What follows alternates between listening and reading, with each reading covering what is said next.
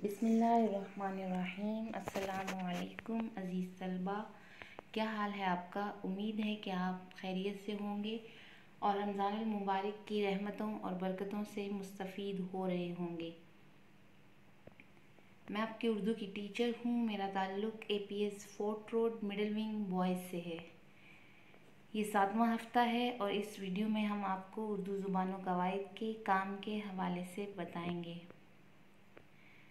सबसे पहले आज की हदीस पढ़ लेते हैं। रसूल अकरम सल्लल्लाहु अलैहि वसल्लम ने इरशाद फरमाया, जिसने रमज़ानुल मुबारक के रोज़े रखे इस हालत में कि वो ईमान वाला था और उसे सवाब का यकीन था, तो उसके पहले सब गुनाह बख्श दिए गए।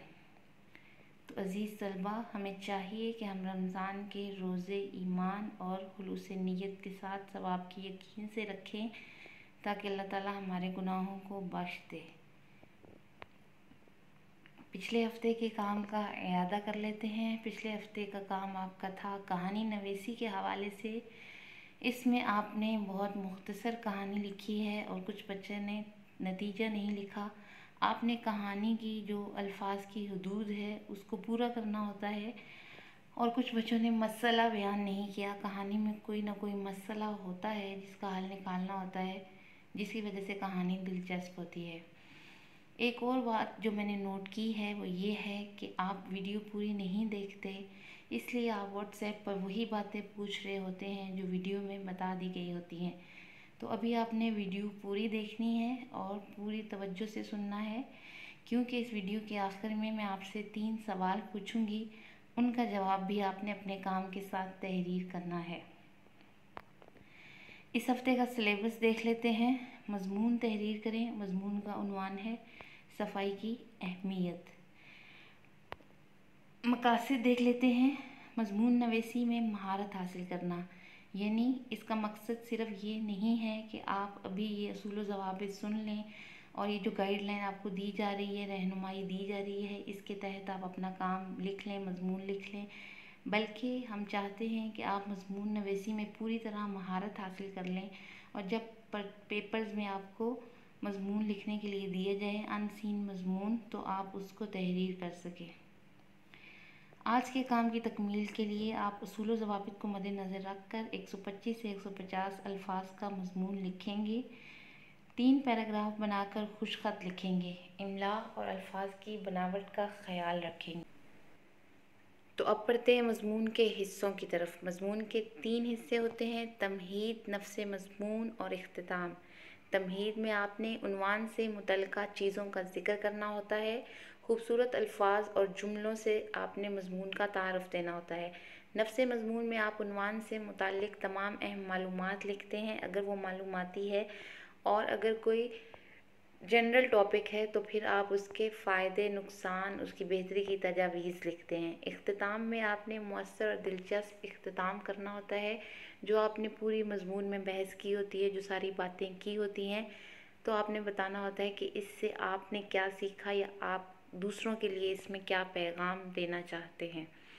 तमहीद के बारे में आपको एक मिसाल के ज़रिए समझाती हूँ।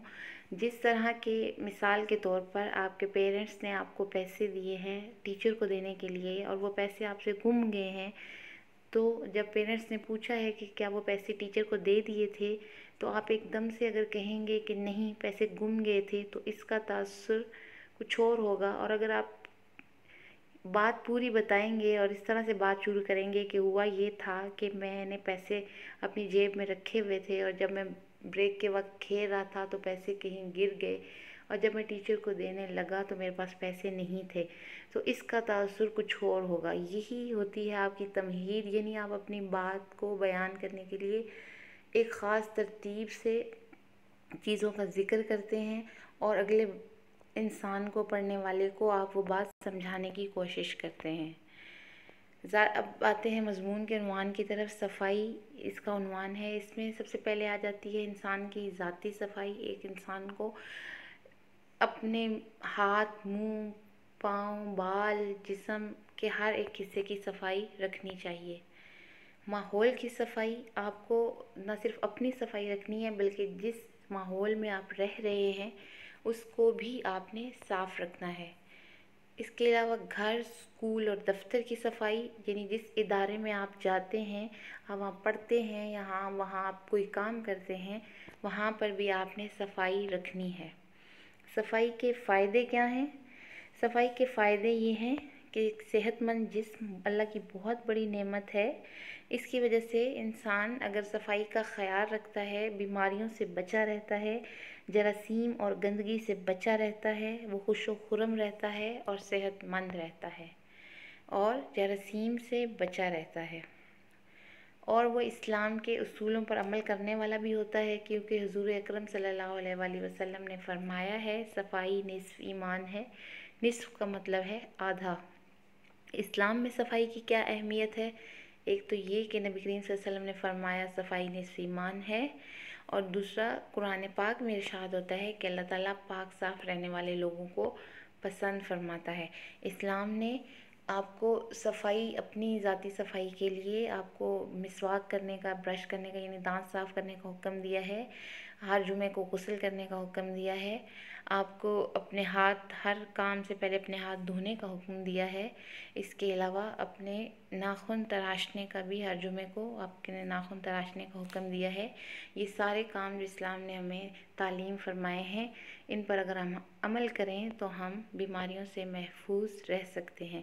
اس کے علاوہ اسلام میں لباس کی صفائی کی بھی بہت اہمیت حاصل ہے۔ حضور اکرم صلی اللہ علیہ وسلم نے کبھی اپنی زندگی میں میلا کپڑا نہیں پہنا۔ اسلام کے تمام ارکان جو ہم ادا کرتے ہیں، یعنی نماز پڑھتے ہیں، قرآن پاک پڑھتے ہیں، روزہ رکھتے ہیں یا حج کرتے ہیں، ان سب کے لیے بھی وضو لازمی شرط ہے۔ تو اس کے لیے بھی آپ کو اسلام کے تمام ارکان ادا کرنے کے لیے بھی پاک صاف رہنا پڑتا ہے۔ اسلام میں مسواک کی بہت اہمیت ہے۔ مسواک کرنے سے نہ صرف آپ کے منہ کی صفائی ہو جاتی ہے، بلکہ آپ کو بہت نیکیاں بھی ملتی ہیں۔ ایک نماز جو آپ نے پڑھی ہے اور مسواک کے بغیر، اور ایک نماز جو آپ نے مسواک کر کے پڑھی ہے، اس میں 25 گنا آپ کو، 25 یا 27 گنا آپ کو زیادہ ثواب ملتا ہے۔ اور بیماری، جس طرح کے آج کل کے حالات ہیں اور کرونا وائرس کی بیماری آئی ہوئی ہے، تو اس میں بھی اگر آپ پاک صاف رہیں گے تو آپ ان بیماریوں سے محفوظ رہیں گے۔ گندگی کے نقصانات کیا ہوتے ہیں؟ آپ بیمار پڑ سکتے ہیں، آپ کی صحت خراب ہو سکتی ہے، آپ سست ہو جاتے ہیں اور آپ کو کوئی کام کرنا اچھا نہیں لگتا۔ اس کے علاوہ گندے بچوں کو دوسرے لوگ ناپسند کرتے ہیں۔ اس کے علاوہ آپ کے ذہن میں فضول خیالات آتے ہیں اور آپ کو پڑھنے لکھنے میں دلچسپی نہیں ہوتی، یا پھر آپ کو وہ چیز اس طرح سے سمجھ نہیں آتی اگر آپ پاک صاف نہیں رہتے۔ اختتام میں آپ نے یہ بتانا ہے کہ آپ نے جو ساری بحث کی ہے اس سے آپ نے کیا نتیجہ نکالا ہے اور اس میں دوسروں کے لیے کیا پیغام ہے۔ یہ میں نے آپ کے لیے، آپ کی آسانی کے لیے ویبز بنا دیے ہیں۔ سب سے پہلے آپ نے بتانا ہے صفائی سے کیا مراد ہے، اور بات آپ نے اس طرح سے شروع کرنی ہے کہ انسان کو اپنی زندگی نظم و ضبط سے گزارنے کے لیے چند اچھی عادات کو اپنانا پڑتا ہے تاکہ اس کی صحت بھی درست رہے اور روزمرہ کے کام بھی ایک خاص ترتیب سے انجام پا جائیں۔ ایسی عادات میں سے ایک عادت صفائی بھی ہے، جس کی ہماری زندگی میں بہت اہمیت ہے۔ اور یہ بات آپ نے، یہ والی بات بھی بیچ میں شامل کرنی ہے کہ انسان فطرتاً، یعنی عادتاً، نیچرلی یا قدرتی طور پر بھی صفائی کو پسند کرنے والا اور گندگی سے نفرت کرنے والا ہوتا ہے۔ یہ ساری بات آپ نے تمہید میں کرنی ہے، اور اس کے بعد آپ نے جہاں سے نفس مضمون کا آغاز کرنا ہے وہاں سے آپ نے یہ والا ویب لکھنا ہے کہ صفائی سے کیا مراد ہے۔ صفائی سے مراد ہے صاف ستھرا رہنا، ماحول اور ارد گرد کی صفائی، انسانی جسم کی صفائی، ہاتھ، منہ، بال، دانت، ناخنوں کی صفائی، گھر، گلی، محلے کی صفائی، اور تفریحی مقامات، سڑک اور پارک کی صفائی۔ پھر آپ نے بتانا ہے اس کے فائدے، جیسے میں نے آپ کو بتائے ہیں کہ صحت مند جسم ہوتا ہے انسان کا۔ اچھی عادت، صفائی بذات خود ایک اچھی عادت ہے۔ انسان بیماریوں سے، جراثیم سے محفوظ رہتا ہے، دوسروں کی نظر میں اس کی عزت ہوتی ہے اور اسے ثواب بھی ملتا ہے۔ جراثیم، گندگی کے نقصانات، جراثیم ہوتے ہیں، آپ کے جسم پر حملہ کر دیتے ہیں، بیماریاں ہوتی ہیں۔ اگر آپ اپنے دانت صاف نہیں کرتے تو دانتوں کو کیڑا لگ جاتا ہے، مکھیاں اور مچھر گندگی پر پیدا ہوتے ہیں، لوگوں کی نظر میں ناپسندیدگی بھی ایک وجہ ہے، ثواب سے محرومی، جو ثواب اسلام نے پاک صاف رہنے کے بارے میں بتایا ہے اس سے بھی آپ محروم ہو جاتے ہیں، اور سستی اور کاہلی۔ طریقہ کیا ہے صاف رہنے کا، یہ صفائی رکھنے کا؟ ایک تو آپ نے اپنی ذاتی صفائی رکھنی ہے، اس کے لیے بھی آپ نے ہر کام ایک وقت، خاص وقت جو آپ نے مقرر کیا ہوا ہے اس کے اوپر کرنا ہے، اور زندگی میں آپ کی ترتیب ہونی چاہیے۔ پھر دوسری یہ ہے کہ آپ نے کوڑا دان کا استعمال کرنا ہے، یعنی ڈسٹ بن آپ نے جہاں پہ بھی رکھی ہوئی ہے آپ اس کو یوز کریں، چاہے آپ کسی پارک میں ہیں، چاہے آپ گھر میں ہیں، چاہے آپ کسی ادارے میں ہیں۔ کوئی کام آپ کر رہے ہیں تو آپ وہ کام کر کے جب اٹھتے ہیں تو وہاں سے آپ صفائی کر کے چیزوں کو سمیٹ کر اٹھیں گے۔ جس طرح کہ آپ کلاس کے اندر مختلف کٹنگز کرتے ہیں تو جو کاغذ اور جو صفحات نیچے گر جاتے ہیں، صفحات کے ٹکڑے، آپ نے ان کو اٹھانا ہے تاکہ کلاس کے اندر صفائی رہے۔ گھر کا کوڑا کرکٹ گلی یا پلاٹ میں نہیں پھینکنا، بلکہ جو میونسپل کمیٹی جہاں سے کوڑا اٹھا کر لے جاتی ہے، جو انہوں نے جگہ مقرر کی ہوئی ہے وہاں پر پھینکنا ہے۔ سیر و تفریح کے لیے جب آپ جاتے ہیں تو آپ اپنی جو بھی چیزیں استعمال کرتے ہیں، کھاتے پیتے ہیں، تو ان کا جو بھی کوڑا وغیرہ ہوتا ہے وہیں پر پھینک کر آ جاتے ہیں، یہ آپ نے نہیں کرنا۔ دوسروں کو بھی آپ نے دوسروں کو بھی صفائی کی اہمیت کے بارے میں بتانا ہے اور اس کی طرف لے کر آنا ہے، یعنی آپ خود تو صاف رہ رہے ہیں اور آپ اپنی ساری کوشش کر رہے ہیں، لیکن آپ کے ارد گرد کے لوگ اس پر عمل نہیں کر رہے تو بھی صفائی نہیں رہ سکتی۔ تو ان ساری تجاویز پر آپ عمل کر کے صفائی کی عادت کو اپنا سکتے ہیں۔ ایک چیز جو آپ کے پچھلے کام میں مسنگ تھی وہ یہ تھی کہ آپ نے 3 پیراگراف نہیں بنائے۔ تو یہ 3 پیراگراف بنانے کا میں نے طریقہ بتایا ہے، جہاں پر آپ کا پہلا پیراگراف ختم ہوتا ہے، دوسری لائن کے ہاف سے آپ نے اگلا پیراگراف شروع کرنا ہے، اور یہ میں نے 7 اشارے بھی بتا دیے ہیں اگلی لائن کا اور یہاں سے شروع کرنے کا اشارہ۔ امید ہے کہ آپ کو تمام کام سمجھ میں آ گیا ہوگا۔